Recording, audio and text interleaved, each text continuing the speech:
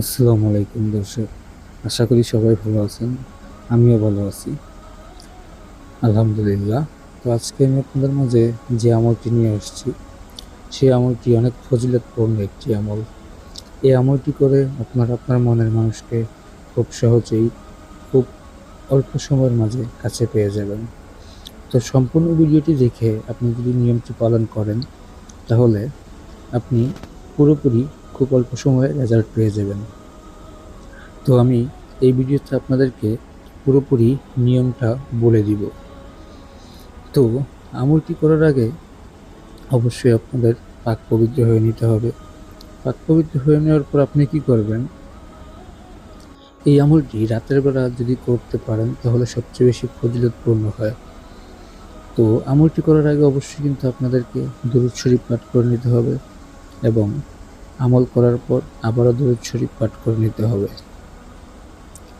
তো দরুদ শরীফটি আপনি যত বেশি পাঠ করবেন তত কিন্তু বেশি দ্রুত রেজাল্ট পাবেন। দরুদ শরীফ অনেক ফজিলতপূর্ণ। আপনি যত দরুদ শরীফ পাঠ করবেন, এখানে নির্দিষ্ট কোনো উল্লেখ নেই, 2 বার 3 বার 4 বার যতবার পারেন। তো প্রথমে দরুদ শরীফ পাঠ করে আপনি ইয়া মারিদু, ইয়া মারিদু এই নামটি আপনি 7 বার পাঠ করবেন। প্রথমে দুরূদ শরীফ পড়ে নেবেন, তারপর ইয়া মারিদু এই নামটি 7 বার পাঠ করবেন। পরবর্তীতে আবারও দুরূদ শরীফ পাঠ করবেন এবং যেই ব্যক্তির জন্য আমলটি করবেন অবশ্যই সেই ব্যক্তির নাম বা তাকে মনে মনে স্মরণ করে আমলটি করবেন। ইনশাআল্লাহ আশা করি আপনারা অতি অল্প সময়ের ভিতর রেজাল্ট পেয়ে যাবেন। এই আমলটি খুবই একটি ছোট এবং সহজ আমল।